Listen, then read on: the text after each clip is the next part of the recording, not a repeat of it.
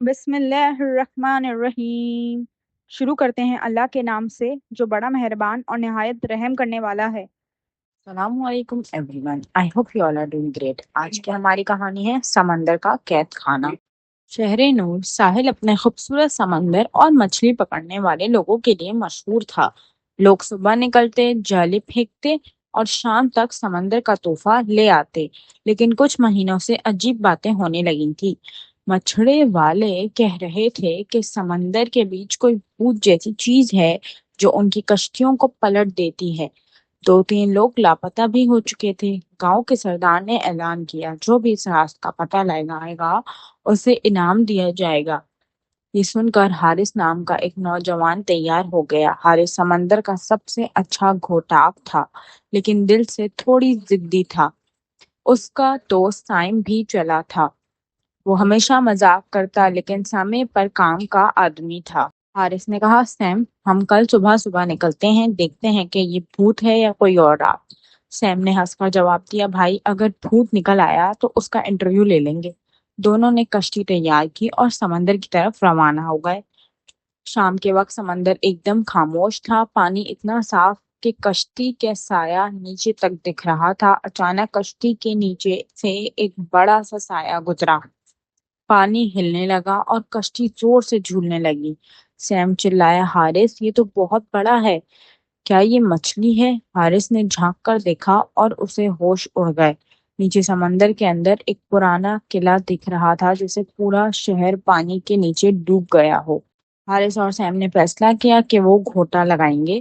نیچے جانے پر انہوں نے دیکھا کہ قلعے کے اندر بڑے بڑے لوہے کے دروازے ہیں اور ان کے پیچھے چاند میں کچھ آدمی جیسے سائے گھوم رہے ہیں۔ ایک پل کے لیے لگا جیسے یہ لوگ زندہ ہیں، پھر سمجھ آیا کہ یہ تو پانی کے اندر قید لوگوں کی روحیں ہیں۔ ایک روح نے حارث کو دیکھا اور وہ ہاتھ چھوڑ کر کہا، ہم پہلے انسان تھے، ایک جادوگر نے ہمیں یہاں قید کر دیا، جب تک کوئی ہمیں آزاد نہیں کرے گا ہم یہاں بھوت بن کر رہیں گے۔ روح نے بتایا کہ ایک کالا جادوگر کبھی نور ساحل کا مالک تھا، اس نے طاقت کے لیے سمندر کا دیوتے سے دوستی کی، لیکن بدلے میں اپنی روح اور اپنے لوگوں کی زندگی گنوائی۔ اب وہ روح بن کر قلعے کی رکھوالی کرتا ہے تاکہ کوئی ان کے راز تک نہ پہنچے۔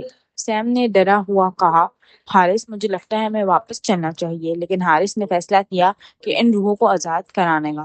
قلعے کے اندر سب سے بڑے ہال میں وہ کالا جادوگر کھڑا تھا، لمبا سفید بال، لال آنکھیں اور ہاتھ میں ایک چمکتی ہوئی لاٹھی۔